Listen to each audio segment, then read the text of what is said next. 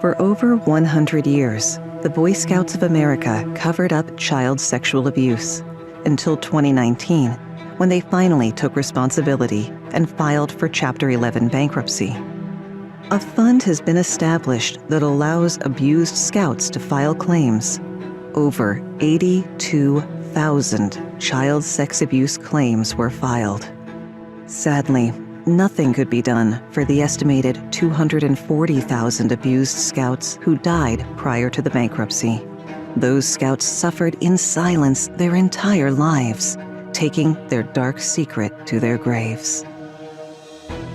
Lost Valley, Lost Innocence, the book and upcoming feature film, is the true story of how Boy Scouts Kenny Tipton and Greg Connor became child prostitutes in an international pedophile ring run out of New Orleans through the infamous Boy Scout Troop 137. From 1964 to 1967, Kenny and Greg were taken to 23 different states to sexually service Scoutmasters, Assistant Scoutmasters, and Scout volunteers. These pedophiles were known as buddies, as in, "This is Buddy Bob from Peoria." Their travels included numerous trips to New Orleans, where they were raped and sodomized for pay at Le Fontainebleau Hotel.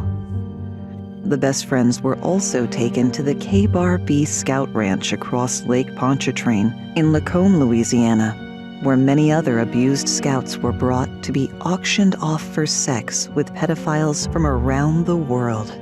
But the primary location for Kenny and Greg's abuse was the Lost Valley Boy Scout camp outside St. Louis, Missouri, where pedophile buddies would come every week to satisfy their lust for young boys.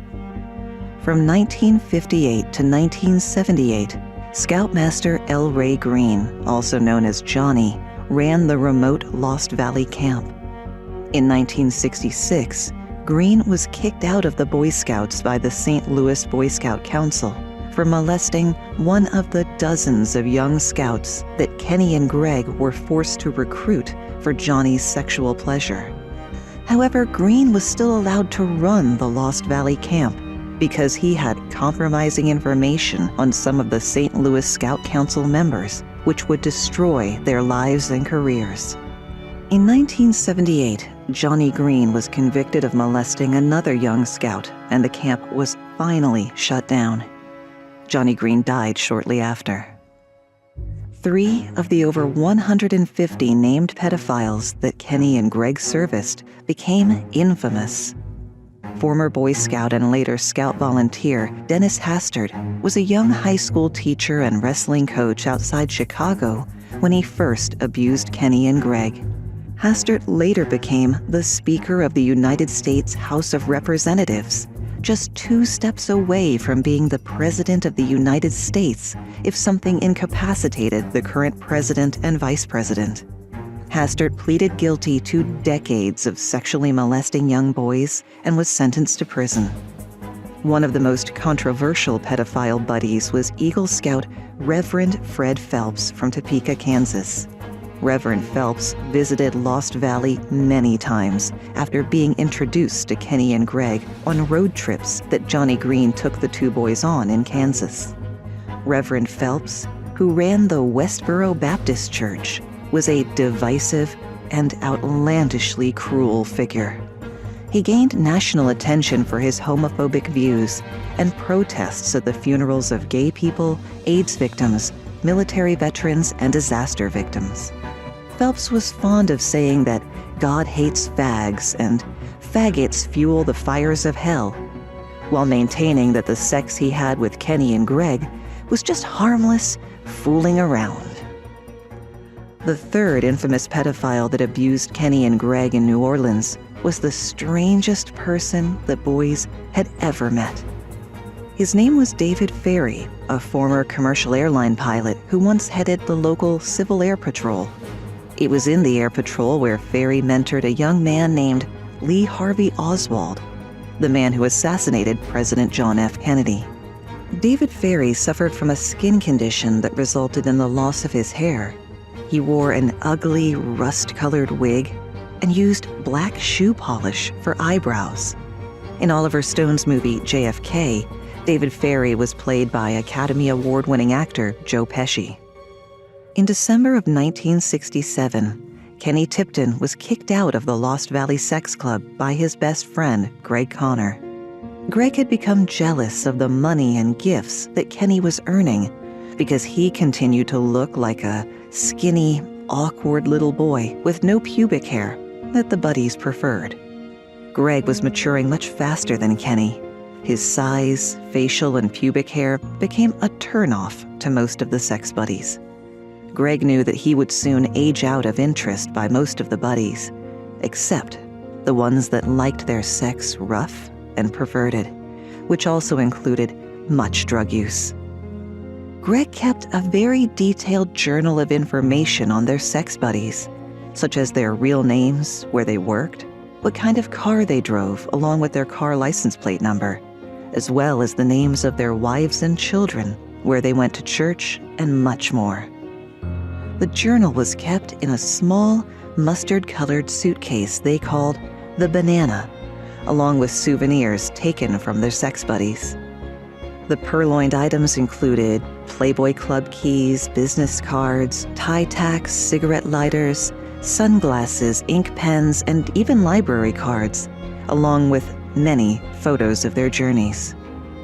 There were also several 8mm sex films that featured Kenny and Greg.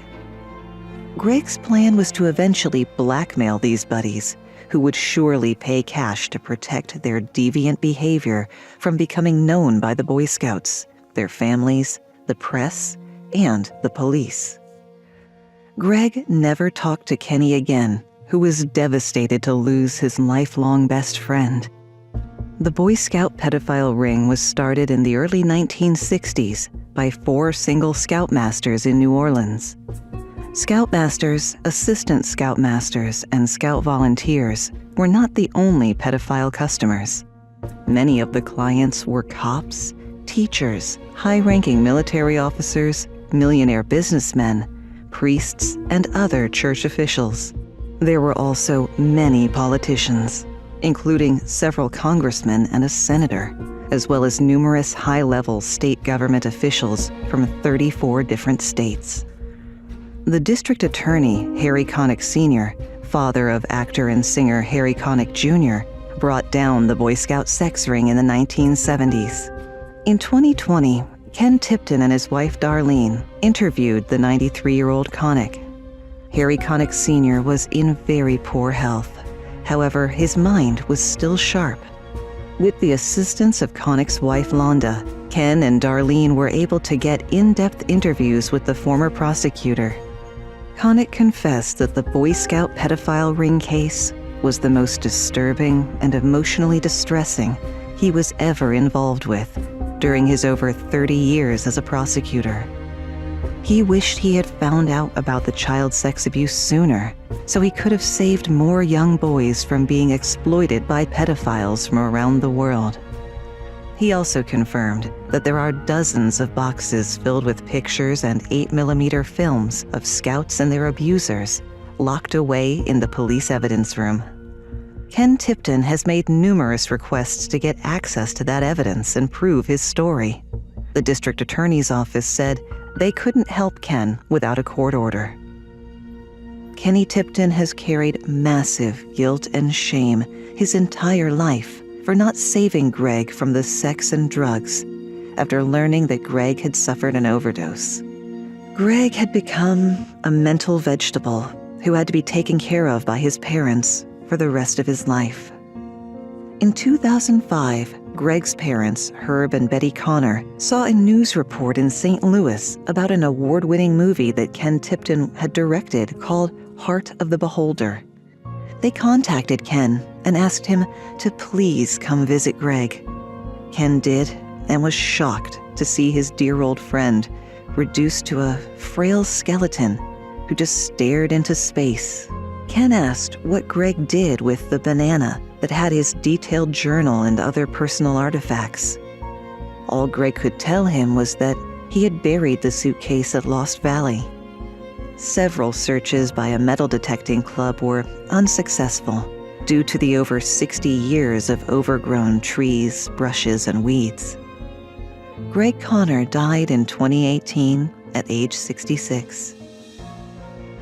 With the settlement from the Boy Scouts for past child sex abuse, Ken Tipton will make the movie about his and Greg's ordeal.